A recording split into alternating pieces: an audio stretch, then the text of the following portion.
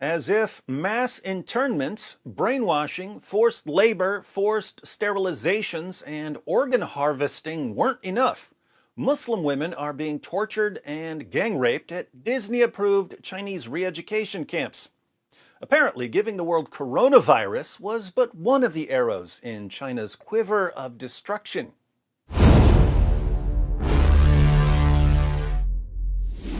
I was reading the Open Doors 2021 World Watch List, which evaluates the extent of Christian persecution in various countries, and I noticed that China moved up in the rankings.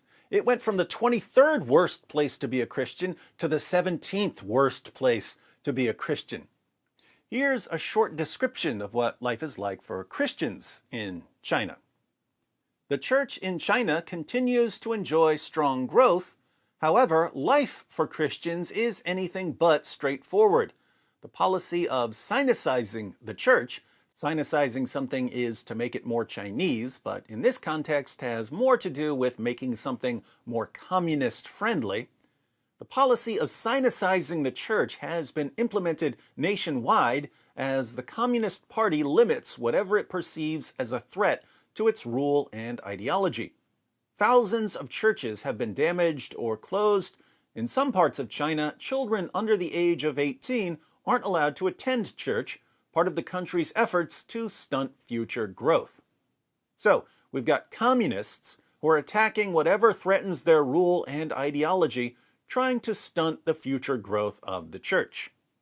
But communists aren't just anti-Christianity, they're anti-any religion that promotes belief in God and an afterlife, which is why the Disney-approved Chinese government has been rounding up Muslims and sending them to re-education camps. Now, I've seen people in the comments section saying things like, "Oh, China really knows how to deal with Muslims. They're not putting up with Islam." But before you put your stamp of approval on China's re-education camps, the way Disney did, let's read about what's happening to women in these camps. The BBC reports, "The men always wore masks," Tursunai Ziwudun said, "even though there was no pandemic then. They wore suits," she said, "not police uniforms. Sometime after midnight, they came to the cells to select the women they wanted and took them down the corridor to a black room where there were no surveillance cameras. Several nights," Ziwudun said, "they took her. Perhaps this is the most unforgettable scar on me forever," she said. "I don't even want these words to spill from my mouth." Where are these communist men in suits taking these Muslim women? Are they taking them to watch Mulan? Let's find out. Tursunai Ziawudun spent 9 months inside China's vast and secretive system of internment camps in the Xinjiang region. According to independent estimates, more than 1 million men and women have been detained in the sprawling networks of camps which China says exist for the re-education of the Uyghurs and other minorities. Human rights groups say the Chinese government has gradually stripped away the religious and other freedoms of the Uyghurs, culminating in an oppressive system of mass surveillance, detention, indoctrination, and even forced sterilization. The policy flows from China's president, Xi Jinping, who visited Xinjiang in 2014 in the wake of a terror attack by Uyghur separatists. Shortly after, according to documents leaked to the New York Times, he directed local officials to respond with absolutely no mercy. The U.S. government said last month that China's actions since amounted to a genocide. China says reports of mass detention and forced sterilization are lies and absurd allegations. This is actually a standard tactic when a dominant group wants to crush and oppress a smaller group in brutal fashion, but is worried about how that oppression will be perceived. In order to justify extreme oppression, you wait for someone in the smaller group to do something violent. Then you oppress everyone in the group. You say, "We have to respond with absolutely no mercy in order to protect ourselves from these dangerous people. And of course, our crackdown is going to include torture and rape." First-hand accounts from inside the internment camps are rare, but several former detainees and a guard have told the BBC that they experienced or saw evidence of an organized system of mass rape, sexual abuse, and torture. Tursunay Ziawudun, who fled Xinjiang after her release and is now in the U.S., said women were removed from cells every night and raped by one or more masked Chinese men. That could be a TV series in communist China, The Masked Rapist. I'm sure Disney would be happy to produce the show. She said she was tortured and later gang raped on 3 occasions, each time by 2 or 3 men. Ziawudun has spoken to the media before, but only from Kazakhstan, where she lived in constant fear of being sent back to China, she said. She said she believed that if she revealed the extent of the sexual abuse she had experienced and seen and was returned to Xinjiang, she would be punished more harshly than before. And she was ashamed, she said. That's another common tactic. The Chinese communists know they're dealing with women who are ashamed to talk about being raped. So they rape them, knowing that most of the women will never talk about it. Internal documents from the Kunas County Justice System from 2017 and 2018, provided to the BBC by Adrian Zenz, a leading expert on China's policies in Xinjiang, detail planning and spending for transformation through education of key groups, a common euphemism in China for the indoctrination of the Uyghurs.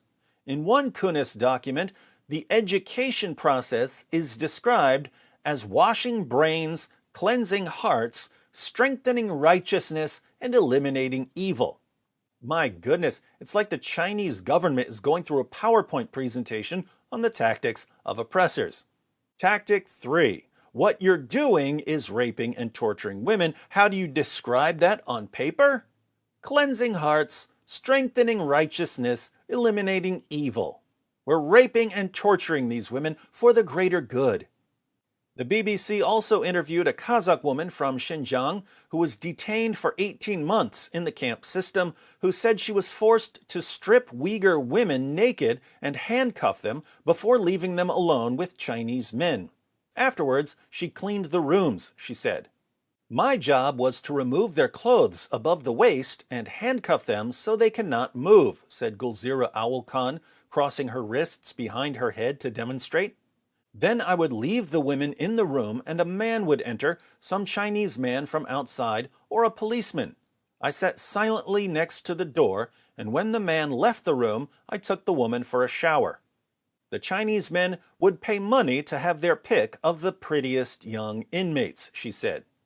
So, Chinese communists are paying for the privilege of raping the prettiest Muslim women. Some former detainees of the camps have described being forced to assist guards or face punishment. Awulkhan said she was powerless to resist or intervene. Asked if there was a system of organized rape, she said, yes, rape. They forced me to go into that room, she said. They forced me to take off those women's clothes and to restrain their hands and leave the room. Some of the women who were taken away from the cells at night were never returned, Ziawudun said. Those who were brought back were threatened against telling others in the cell what had happened to them. You can't tell anyone what happened, you can only lie down quietly, she said. It is designed to destroy everyone's spirit. Mr. Zenz told the BBC that the testimony gathered for this story was some of the most horrendous evidence I have seen since the atrocity began. This confirms the very worst of what we have heard before, he said. It provides authoritative and detailed evidence of sexual abuse and torture at a level clearly greater than what we had assumed. Notice, we all assumed that these communists were raping and torturing these Muslim women, but we didn't know it was this bad. Alongside cells, another central feature of the camps is classrooms. Teachers have been drafted in to re-educate the detainees, a process activists say is designed to strip the Uyghurs and other minorities of their culture, language, and religion and indoctrinate them into mainstream Chinese culture. Kelbiner Sedik, an Uzbek woman from Xinjiang, was among the Chinese language teachers brought into the camps and coerced into giving lessons to the detainees. Sedek has since fled China and spoken publicly about her experience. The women's camp was tightly controlled, Sedek told the BBC, but she heard stories, she said, signs and rumors of rape. One day, Sedek cautiously approached a Chinese camp policewoman she knew. I asked her, "I have been hearing some terrible stories about rape. Do you know about it?" She said we should talk in the courtyard during lunch. So I went to the courtyard where there were not many cameras.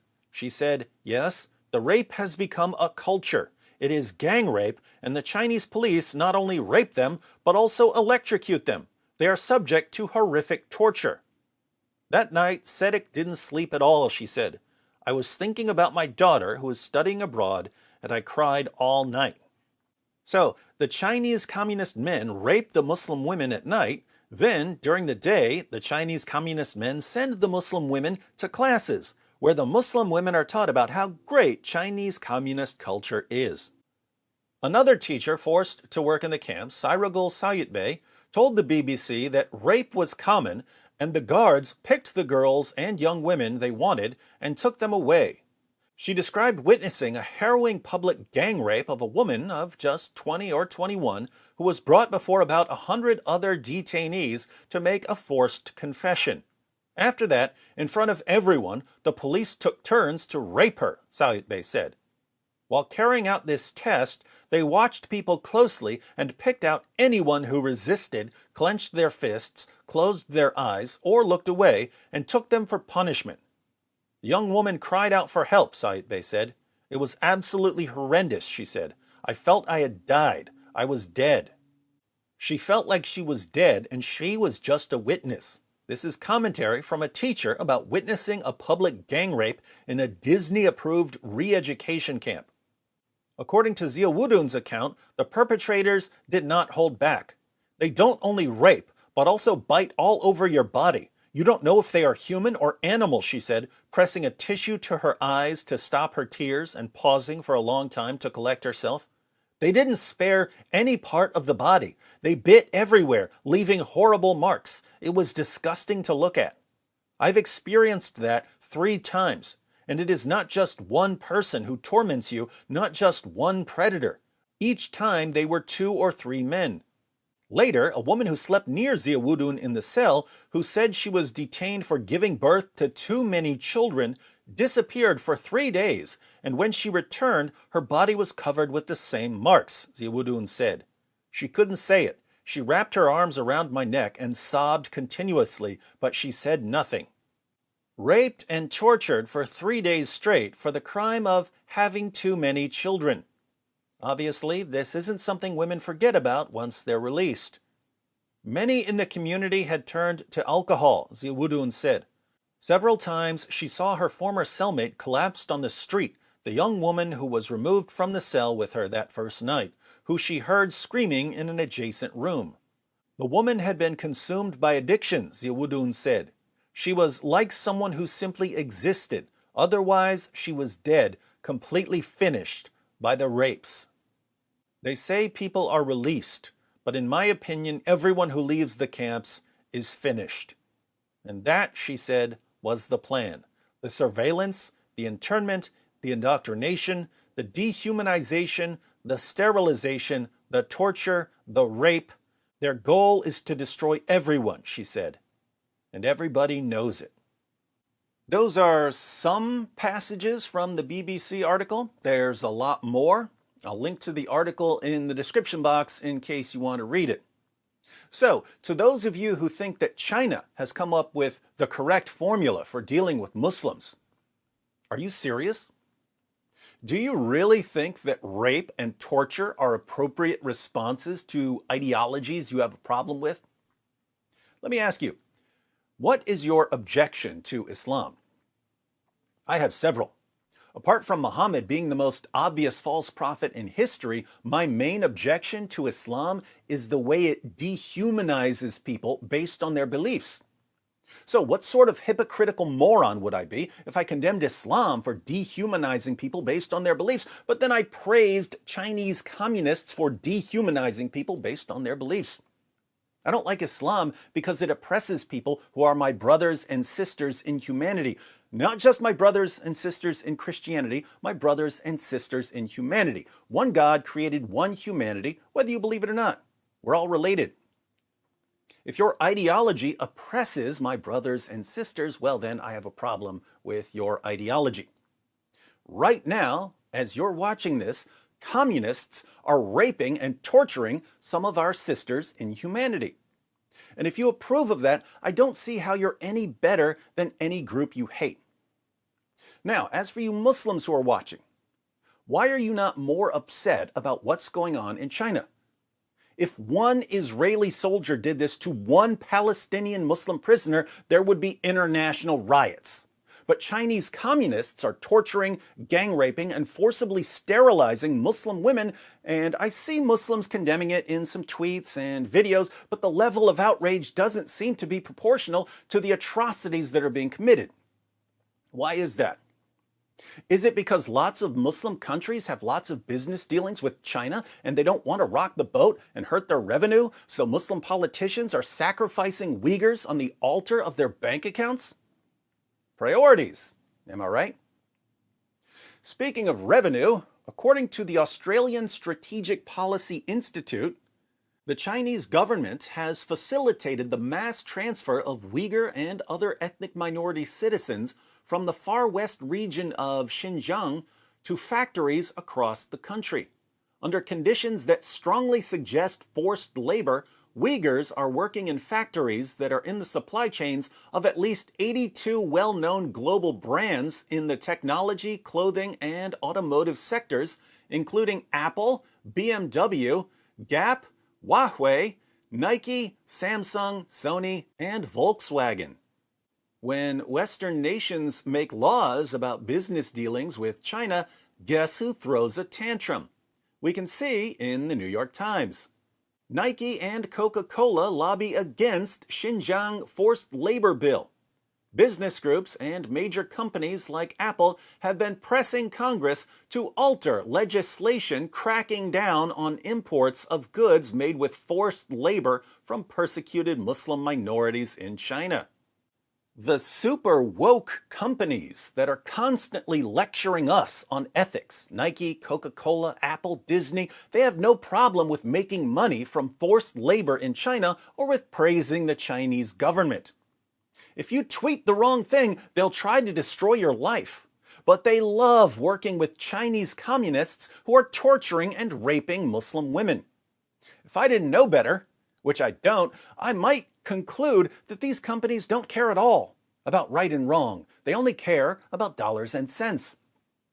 The leaders of these companies sat down in a boardroom and concluded that the best way to make money in America, given the direction we're heading, is to go as woke as possible, while the best way to keep their costs down is to use cheap Muslim slave labor in China. These CEOs are some of the most despicable people on the planet.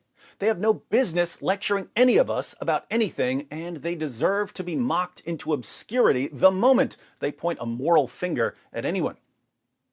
As a final note, and this is something for all of us to think about, we look at the atrocities of the past and we wonder, how did people sit back and let that happen?